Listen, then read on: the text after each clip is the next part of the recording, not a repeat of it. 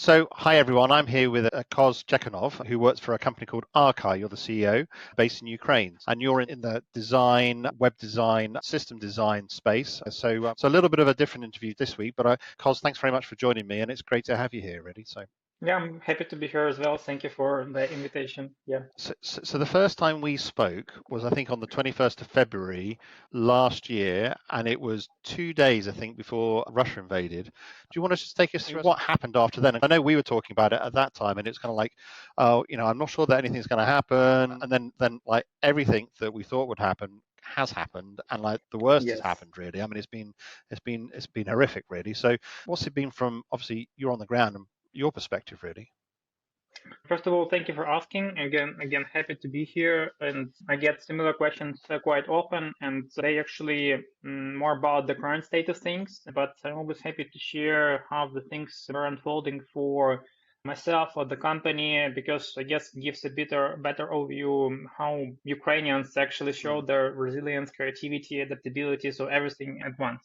So indeed, I was one of those people who doubts that the war gonna happen, Mm. and that I thought that it's gonna unfold in more or less a scenario where we're gonna just give something to Russia, and I don't mean territories, but more or less like some kind of guarantees that of future elections and something like that, which is still bad for Ukraine. And then it all started, and I remember that I was playing in a bar, so I DJ a bit myself. So I love vinyl records. I collect them, so it's my hobby and keeps me sane even right now in the current circumstances. So I was playing in that bar, and usually it has a lot of people, and it was not the case at that particular evening, and the tensions was really high at those days. And I asked my friend what's happening in his opinion, and he told that he has friends in from some embassies, and they all were told that the war gonna start like today or tomorrow. And I didn't believe him, honestly. So again, then eventually I woke up from explosions, from calls from my father, and then started to call my friends. I went for a walk with my dogs, and I couldn't believe it. Honestly, I thought it would be like a game over for my business and for my normal life, as I would say any person would think, and under these circumstances. And then I started to write emails to our clients. So that was 2 or 4 hours of my day. I don't actually remember because there was a lot of adrenaline. And I wrote that, sorry, we're going to have some problems in delivery for obvious reasons, but we promise that we're going to continue the work. People need to get to safer places. We are not sure or which like part of the Ukraine will be a final destination for the majority of our employees.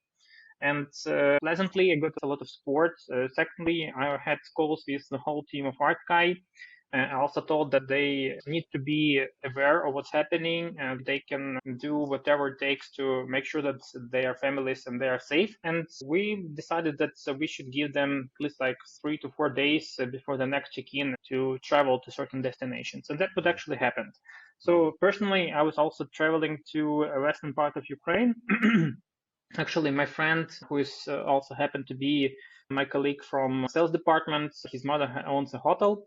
We also hosted several of our employees with their families over there, and we were staying there for a month. And the good thing that I would think happened to my company, that we managed to come back to our delivery mode like in 2 weeks after the war started. And our clients really valued that a lot, and I hope that it shows also like how resilient we were and how all Ukrainians did show this resilience in various industries, businesses, and in their personal life as well. So when it kind of happened, people were just almost like in a state of being stunned, and then it was, let's get out of Kyiv while we can. Is that kind of the theme, really? So there's a couple of weeks really just to try and get out, try and get safe, move west, and then you sort of, after a couple of weeks, do you then start to pick up what you can then do? Yeah, well, the core goal was to escape from Kiev, because we didn't know if the city will be still like safe place or not. So it was not obvious, because we heard explosions and everything. So coming to the west region was a good idea. And yeah, we landed in the first spot, which was this hotel in the mountains. Then in about a month, we traveled to another city, and all like Ukrainians were like coming from one place to another, because as you can imagine, western part of Ukraine couldn't host all people who wanted to gather. So it was a problem to find a place to stay. It was a problem to find a place with proper internet, and you actually can't work without it for obvious reasons. So it was all about finding shelters and making sure that people are safe, and then return to some other things like job or anything around that. Yeah. And how's the business kind of evolved since then? Obviously, you've been trying to reassure your team as much as you can, but and I think some people they moved outside of Ukraine because they're into the rest of Europe. Some people are still there. I mean, how's it evolved since then in terms of delivery and keeping things going, really? That's a really good question, because I guess that COVID educated us to work remotely in a really productive way. So this is something that I must admit. So when the COVID started, I always loved working in the office, and I didn't imagine myself working from home, because I love the crowds and communication, and even like commuting to it didn't bother me. But yet after the COVID, we started to work all remotely using all the tools that help to make it efficient. And I guess this is something that helped us a lot. And at the same time, we also have people who are right now outside of Ukraine, but they still continue working for Artkai, primarily because they don't have that big of attrition. And because we understood how to compile teams even when they work in different locations, sometimes in different time zones, and the client in different time zone with all of us, it still worked out pretty good. And clients actually liked how we could deliver that. And in some ways, we even educated such type of work some of our customers. And what are you finding works well in terms of that kind of remote working, particularly distributed working, in terms of how to make sure you're getting the best out of them? But then also, you've also got to make sure you're looking after the team because there's still a war going on, and you've got to make sure you're looking after that as well. So there's that very human side of it, as well as making sure that the remote work is easy. How are you managing that? And how do you think it works best? It's hard primarily because of the mental state of the people. And I, like my girlfriend, she's a psychotherapist, and so we even hired her, for example, to have some lectures on how you should take care of your mental state during such times that we live in, and including this PTSD. And that's, I think, touches a lot of Ukrainians right now. But at the same time, it's all about like communication and, I would say, looking like positive on the future. So it sounds like a cliche, but it's true. As one of the values we have in the company is about sense of humor. So I strongly believe it's something that helps us to get past all like the biggest challenges in our life. And this is something that helped us a lot as well. So we were joking like when there were explosions in Kiev, not without casualties definitely, but when we heard such like kamikaze drones. So, and this is something that keeps the whole team together and keeps sane. And I guess that taking care about this internal communication is something that also helps to take care of the whole team and making sure that we can go through difficult times. And last but not the least is the thing about adaptability. So though it's frightening to tell, but war is something that people right now perceive as like part of the life. So we have this joke as not work-life balance, but war-life balance. So we all understand this is a part of our daily life. We must adapt. So we don't have other choice. And people just don't notice a lot of things right now, just because we are so adapted after 450 days. Yeah, I think you were explaining to me earlier around, for example, air raid shelters and so like how many people go to air raid shelters at the start versus they do now, and it becomes normalized to a certain extent, which is, I suppose, human behavior to a certain extent. Yeah, absolutely. This is definitely human behavior. You understand that any difficult situation that happened to you, at one point you just understand, okay, I'm getting over it. So, and so war is not an exception. And luckily, Ukrainians adapted in many situations, like when the war started, when we had really awful events with a lot of casualties in like regions that we all visited in the past. Then there was this massive rocket attacks almost every week when we didn't have electricity. But we managed to adapt with all of that events. And I guess this is part of Ukrainians, part of our culture. Yeah. And I suppose a couple of things it teaches you from, it's just horrific. I can't really comprehend it, but it must have taught you some things from personally and from a business point of view. For example, business continuation planning. I mean, we talk about business continuation plan and it's sort of like keeping the lights on, but you're dealing with that almost like at an extra level. I mean, you're running a fully functional business. You've got all this stuff going on. I know you're reaching out, you're trying to get new clients, you're still doing work with the existing clients you've got. You've carried on delivering despite all of this stuff going on.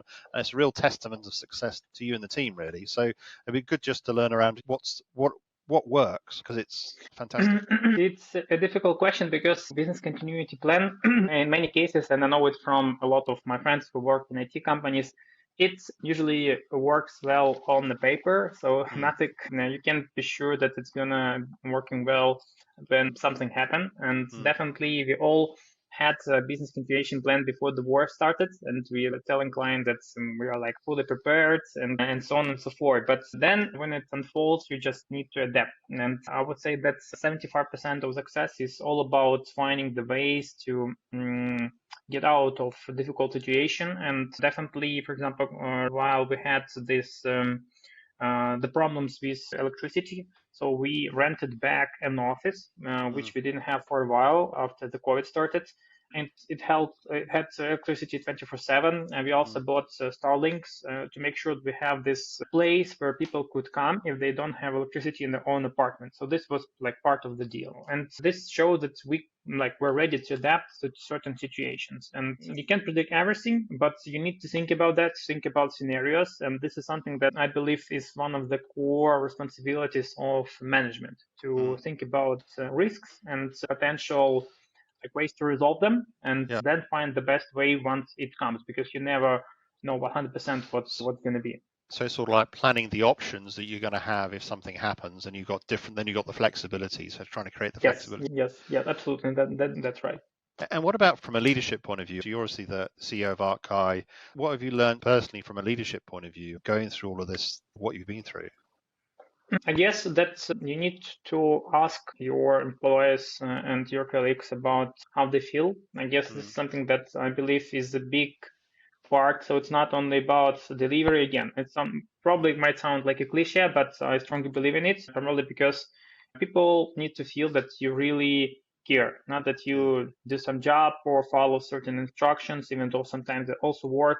But it's all about communication that you need to make as human as possible. That's I would say the core learning, because you don't know what any person like feels in certain period of time. Some people could be a lot more drained from the events. And again, I believe that partially I got the skill from my girlfriend, who again is psychotherapist. So she's telling me how I could adapt my communication with the team to make sure it really helps. It has the impact it should have. Yeah. Other than that, it's all about showing how would you provide your own forces as much as possible to help the business. When the COVID started, I couldn't travel a lot because of the pandemic. Then the war started, and again the borders were closed, and so we needed to find business. And I told that we should focus as much as possible on lead generation, on booking the calls. And in many companies, for example, this is covered by salespeople on the initial communication. And I saw that it won't work for us. So I was doing it personally, again, to show that I'm committed as much as possible as founder, as CEO. And this is something that also gave the energy to the whole team, because they saw that I'm not like resting, I'm not depressed, and I'm showing that I have willpower. And it also gives this push to the whole squad. Yeah, it is incredible, isn't it, that we can have the conversation just like this over the video, but you can talk with anyone anywhere in the world.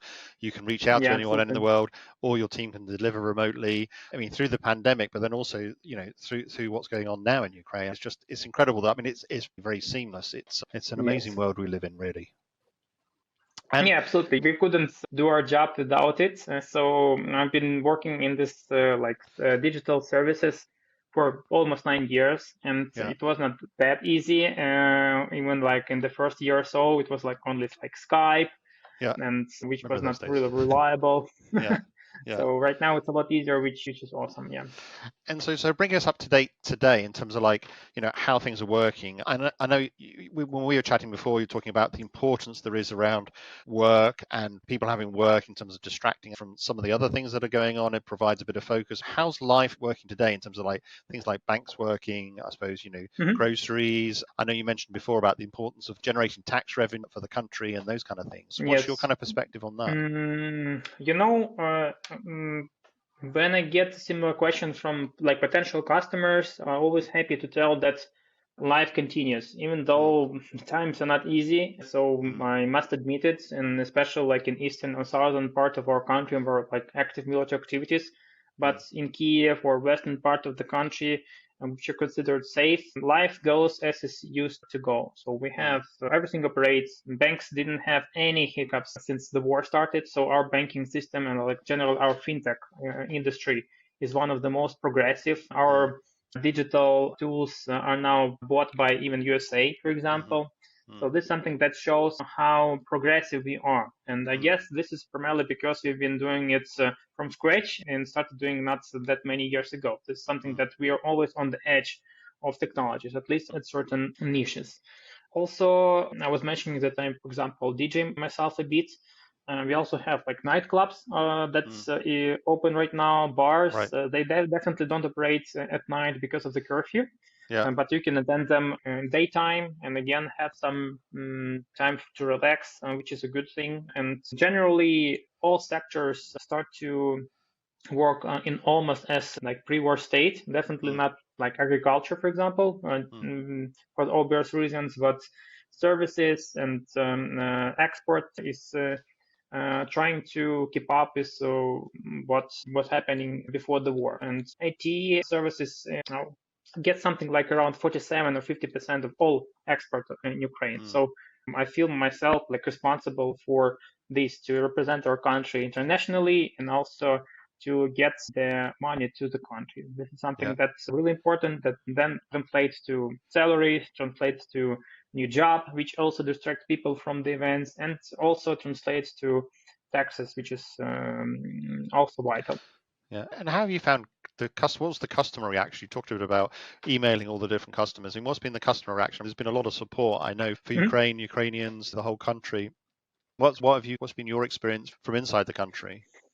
It's interesting that like 99% of our clients stayed with us despite the war. So we had only one client whose security policies didn't allow them to work with Ukraine. Mm, So it was a financial product, and like we could understand them definitely. We also had clients who donated to Ukrainian army.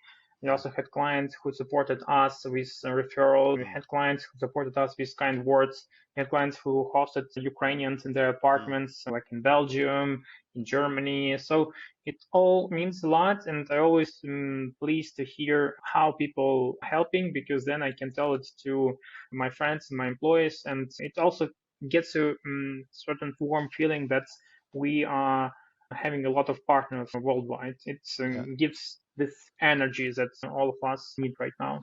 Yeah. Yeah, that's fantastic to hear. And I suppose from a business point of view, what are you seeing? I know you did a lot of work in terms of system design. You do a lot of work in terms of in the crypto space. I know you did that. You did stuff in financial services. You've done stuff in terms of different websites. What are Mhm. you seeing as sort of the themes? I know sort of some of the crypto stuff has fallen off a little bit, but Mhm. what are the themes that you've been being asked to look at? My company was founded initially as a design studio. So my friend, Mm, who is also my partner, we used to work in agencies back in the days, and we were doing a lot of digital campaigns for companies, even for global ones who happen to have mm, Ukrainian offices and presence, including social media, websites, applications, and at a mm, certain point, both of us moved to IT, like mm, product development, and that's how Artkai appeared initially with a core idea to create a really great user experience. So mm, this is something that we still have as one of our core services. So we know how to conduct initial product discoveries. We know how to help companies to shape the product, how to go through Google design sprints to mm, validate the idea. But I must admit that right now, even though we have really strong design departments, the core, like the majority of revenues we still get from product development. So this is something that we also do really well. And unlike many IT companies who usually do only like body shopping, we do all kinds of additional design services, and including the work that really helps to take the product from zero to hero. And by that, I mean that we do this value-based approach when we assemble a team, not just like separate engineers. Definitely, it's not that all companies need it. Still, I would say that 75% of quality market is all about staff augmentation, but I would say that we blend both models in a clever way.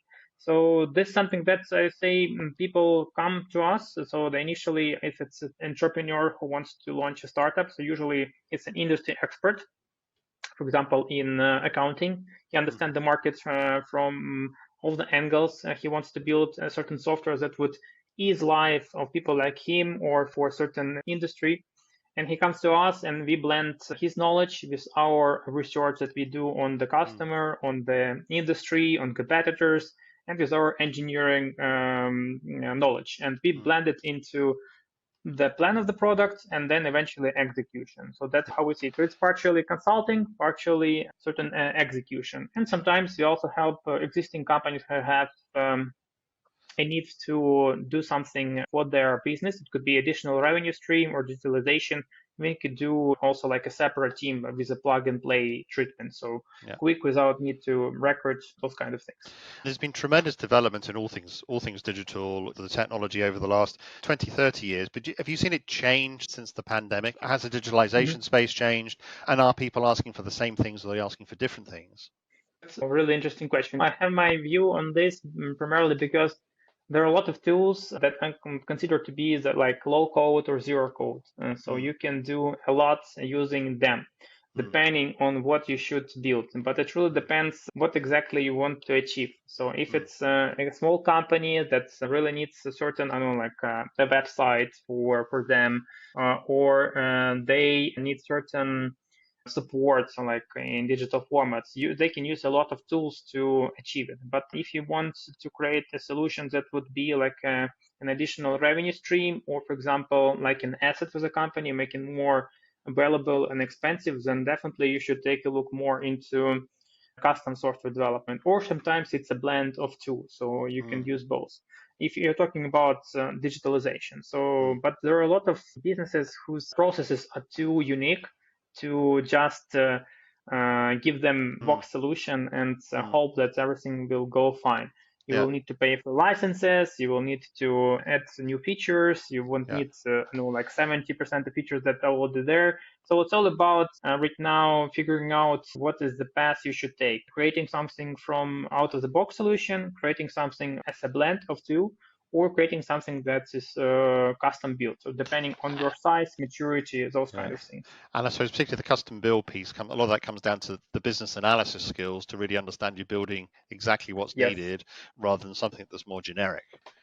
Yeah, absolutely. Part of the team composition we have on the project, so we always have a business analyst. It is an essential person who usually works in parallel with software architect and product designer, and they investigate the business and what could be done and enhanced from different angles, and together we form a full picture. So kind of these three people forms together with project manager, like for them, a product owner in a way, who might look together with the client on different sides of solutions and what would make most sense for particular use case. Yeah, you can see that. And then I wanted to pick your brains around UX and UX design, right? So that's been moving forward. And you've seen it go from getting more complex. You almost got forms online. Then you've gone through this almost, I think, particularly through the smartphone age, where everything's become simpler and more things are happening in the background. Where do you see UX design taking us? We've definitely gone through a simplification kind of phase, but as an expert and as in terms of like what works and what works for employees, but also then what works for external customers as well. And what are your tips on that?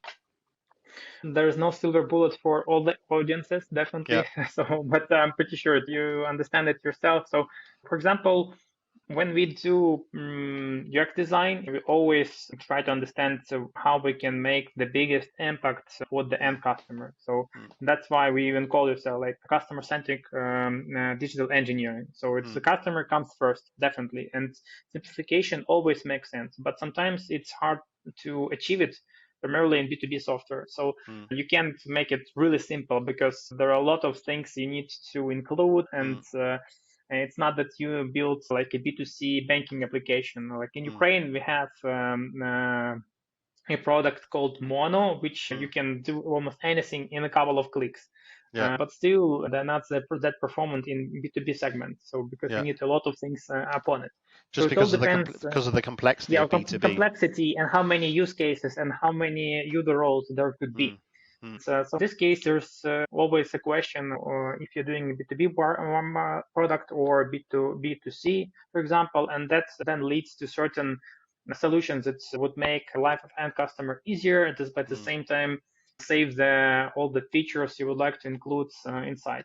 But you're totally right. I guess that right now still the fashion, I would say, in UX design is all about initial exercises you can conduct with the product team and the client to find out what would be the best way to create something and validate it before investing in development. Because once you get to the development, each round of edits would cost you a lot of money.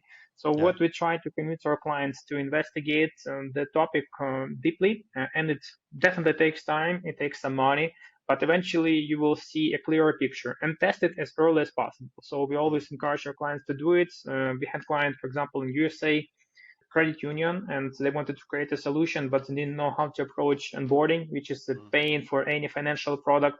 And we're doing a lot of testing with real customers to make sure we have the most easy to use thing. Long before there were a lot of out of the box KYC, KML, ML products. So it's all about initial work that includes design thinking, Google design sprints, and things that you can do to form a proper vision. And one of the challenges that I always see is where's the balance between creating a system that fits around a process, particularly a complex process, versus creating maybe a simpler system that you then actually simplify your process, which might be a good thing to do from a business point of view. How do you manage that balance with clients, or how do clients manage that balance? Because sometimes you can make things a lot easier to code, potentially by making the actual process a little bit simpler, which might save a lot of money and time in terms of doing that. But only if it's the right thing to do. Yes, but it really depends if the company is ready to change their processes. So I can say, for example, from my own standpoint, so we have some processes that sometimes like rusty, and so you still need to adapt them before applying like a new tool, like for example for accounting. And we're currently trying to understand what tool would bring us most flexibility in assembling resources in HR management, because our business is all about people and all about understanding what kind of utilization we have, and that make sure that people don't burn out. And we can apply a tool, but the tool definitely would squeeze your processes into certain model, which not often suits your style or your culture, for example. So this, I think, similar for all of our clients. So definitely it makes sense to create something as simple as possible and see how it goes. And then if it makes sense, you can just understand, okay, I can do step-by-step upgrade of my own processes internally, and also consequently upgrade a certain tool that makes the life organization better if it's an internal tool. And same goes for external software that we create. Yeah, so it sounds like there's a real balance, so you've got to think everything through, right? It's hard to put, and I know it's more or less like, at least how I think I sound, more or less obvious, but this common sense, something that you still rethink with each new case. So you understand, okay, and this makes sense because it's just how usually products are made. Yeah, I've certainly taken that away in terms of like common sense, being practical, being flexible. Those are all things that definitely seem to have come through in terms of this conversation and you guys, at least anyway. So True. Yeah, I totally agree with you. So what happens from here on in? What's your outlook for the future? Even both either locally, but then also from an Artkai point of view. What's your view over the next little while? What are you looking at?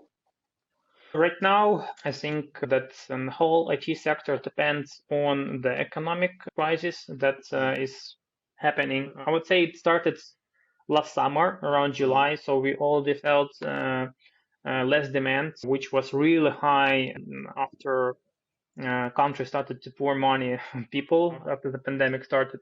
So right now we all see the layoffs, we all see how AI also makes it step in, and there's a new bubble that's Yeah, growing. I already read news in the feels like it. morning about it. So it has a similar form like a Bitcoin had at Yeah. a certain point. So I guess that's for us right now. We try to focus on like this consulting in design, primarily because we could deliver value quick to the customer, show what we are capable of, and then go for some engineering needs. So this is something that we've been doing for a while, and I still believe it's important, and clients value this capability of ours.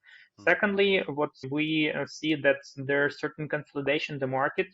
There's a lot of M&A activity even right now, even in Ukraine, and we also get interest. So we try to understand if it makes sense to become part of a bigger group and have a strategic partner, something that's we as a company considering.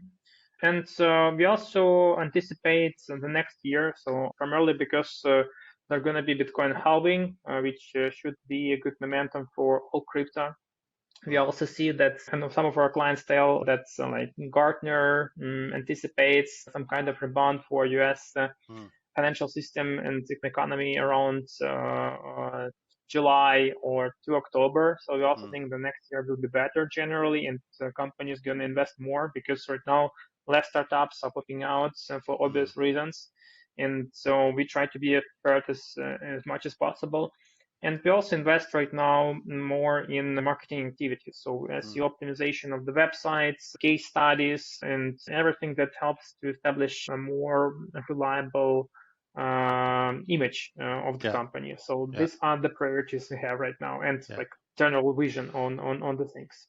Yeah, you have to believe that there's, even with some of the economic challenges out there, there's still going to be investment in like, how do we make things more efficient? There's been so much digital adoption, all of those digital processes, they all need supporting. Even the low code needs supporting with proper code sitting at the back. True. So you guys have to be at the center of that, I would think. So Yes. So what we think is going to happen with all the AI tools right now, that they're definitely going to ease the low like profile work. So, and I mean like landing pages would be done a lot quicker. Some kind of simple applications would be done a lot quicker. So there are a lot of automatization tools out of the box, like Zapier and similar. We have a client in RPA business right now. So definitely it's gonna make certain things quicker. But I suppose that such things, for example, like metaverse and like Apple gonna launch their like headsets, virtual reality, is gonna make a bigger push to things that in the past were really hard to make. yeah, And right now they can be a bit easier. So more companies gonna do this complex stuff, and the easier stuff will be just covered by, I would say, freelancers or those who can do this on some kind of subscription model, and it's gonna reconsolidate the market in certain ways.